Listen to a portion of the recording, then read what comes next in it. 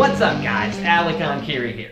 Today I want to talk about contrast sprints. Now, if you watch my vlogs, then you've seen me do these probably several times by now. And not only are they just freaking awesome in general, but they're also just a really fun way to train.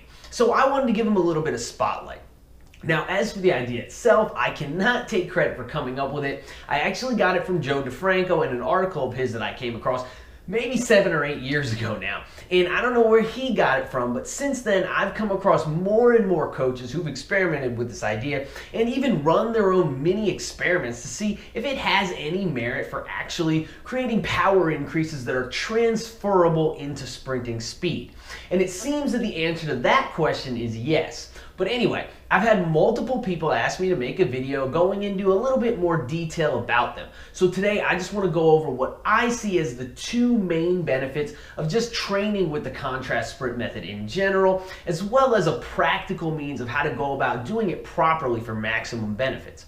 So let's jump into it. So just very briefly, in case you're unaware, a contrast sprint is basically just two short sprints done back to back with very little rest in between the two bouts, where the first one is loaded with a resistance of some kind, and then the second one is done unloaded. And then after the pairing, you would have a full recovery before moving into another pairing. So if you've been studying strength and power building for any length of time, one thing about this method that should pop out at you immediately is the concept of post-activation potentiation, which is the first big benefit of this method that I want to talk about. Post-activation potentiation is basically just a fancy way of saying that your muscles have temporarily become stronger and more powerful for a short period of time after they've been exposed to a brief and relatively non-fatiguing maximal voluntary contraction. So in this case, we use a short distance resisted sprint to both create the systemic benefit of exciting the nervous system and the body as a whole,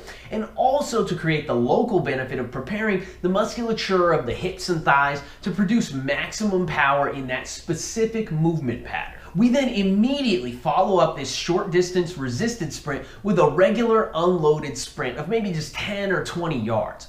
Due to the post-activation potentiation effect from the resisted sprint that was done immediately beforehand, the nervous system is fully primed for the unloaded sprint. Muscle force and rate of force development are enhanced, and acute power output is transiently increased as well.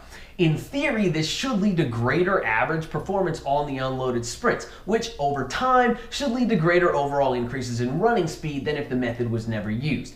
Anecdotally, I've hit my fastest ever 40-yard dash that I'm aware of after focusing on using this method for quite some time several years ago. And in a similar vein, another great benefit about this method that I think is often overlooked is simply that doing a lot of your sprint training in this fashion allows you to perform at your best more often than not. And for me, even if the post-activation potentiation effect doesn't increase the performance ceiling itself per se, it still has immense value. Because the thing is, especially as your performance ceiling increases higher and higher over the years, it becomes more and more difficult to reach maximum performance on any given training day. So maybe you go out and just do a bunch of sprints one day, and they all just feel like duds, right? Athletes refer to this as not being able to get up. And it happens sometimes. I didn't know it when I was younger, but I know now that that's a result of the nervous system not being primed. If you can't fully excite your nervous system, then you'll never reach peak performance levels in that training session. And sometimes just jumping or just running isn't enough to get the job done. But in my experience, running against a resistance or jumping against a resistance pretty much without fail is enough to fully excite the nervous system every single time. So by including these resisted sprints in your normal sprint training, you end up with less dud sessions and more solid sessions. And over the course of a training career, that really adds up and can have a profound impact on how far you're able to go. Now, the second benefit I want to touch on has more to do with local power development in the musculature of the hips and thighs. So, whereas the first benefit with this method was systemic, impacting the nervous system itself, it was also transient. And now the second one is local, impacting the muscles that are actually involved in the movement, but also doing so in a more long-lasting fashion. So anyway, it's time for me to break out my overly simplified Neanderthal version of the force velocity curve one more time. So here we have sprinting, which is essentially a demonstration of speed strength, or at the very least the act of accelerating is, which is mostly what we'll be focusing on with this style of short distance sprint training anyway. Now, by adding the resistance, we can take this exercise, which organically falls somewhere around here, and shift it up to here, or even all the way up to here if we want to, depending on how much weight we use and what the needs and goals of the athlete are. As a general rule, most people, most of the time, are probably going to see the best results, at least in terms of direct transfer into your ability to accelerate, by using the resisted sprints as an opportunity to maximize power output and thus power development. Therefore, leaning towards using lighter resisted sprints rather than heavier resisted sprints for the majority of your training is probably the more sensible way to go if this is your goal. And I think I've touched on this before in past videos, but just as a quick refresher so you can see what I mean when I talk about maximizing power output, let's just assign some hypothetical numbers to specific points along the curve. Now, we know that power equals force times velocity. So in order to maximize power output, we need to find the resistance that allows us to land smack dab in the middle of both capacities, as that's going to yield the highest outputs. And consistently yielding these highest outputs over time is what's going to build the capacity to do so further and further. So in order to increase our ability to produce force during a sprint, we need enough resistance to slow things down a little bit, but not so much that we slow ourselves way down and tank the velocity portion of the equation. It's all about finding the middle ground, which is going to take some personal experimentation, and giving specific recommendations is really beyond the scope of this video. Now, all that said, if you don't necessarily care about unloaded linear sprinting speed in and of itself, and you just want to become an overall badass monster that can run through walls, then incorporating heavier resisted sprints and creeping up more towards the strength speed region will also help to bring you to your goals in this regard. Think of a lineman in the NFL, for instance. They essentially use this training method as a matter of course every time they push against the sled in practice.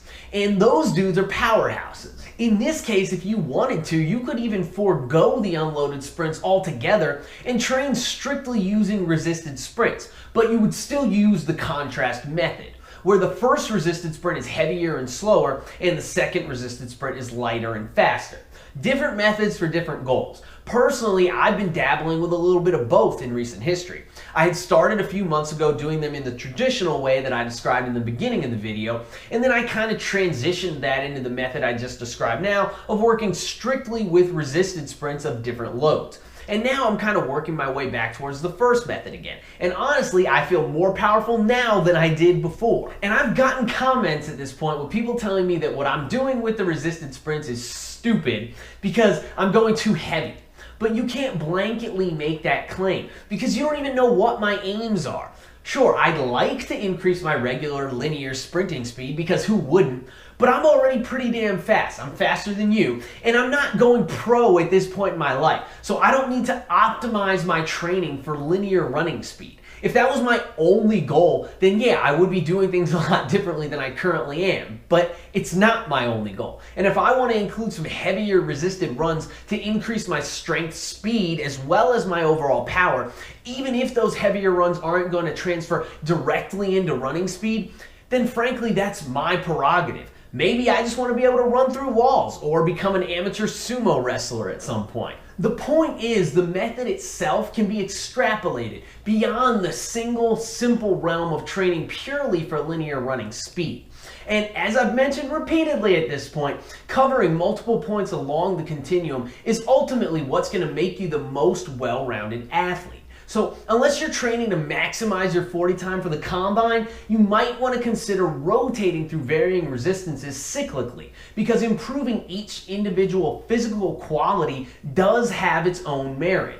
Anyway, I think that pretty much covers the main benefits of using this training method in general. So before I wrap this up, I just want to give you guys a couple practical tips about how to implement it into your own training. Personally, I find that the more work you do using the sled, even if it's with very light weights, the more sprinting you can do throughout the week overall. It just seems to have far less of an impact on the body than regular sprinting does. These last few weeks, I've actually been doing some form of sprinting 3 times a week, where I'm doing sled sprints of different resistances twice a week after squatting at the beginning and end of the training week, and then regular contrast sprints on their own day in the middle of the training week.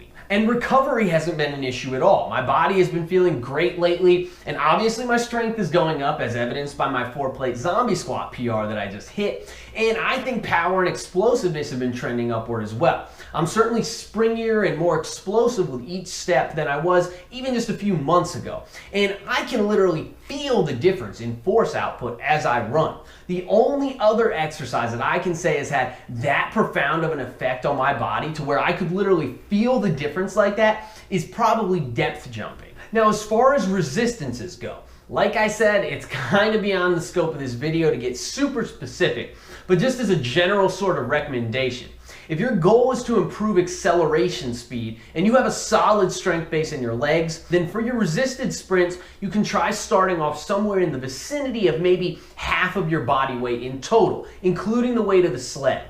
And then track how that affects your speed over a short distance, just 10 to 20 yards tops. And then go from there. If it's too heavy, you'll know it because you won't have that explosiveness in your step anymore. And you'll be able to feel that.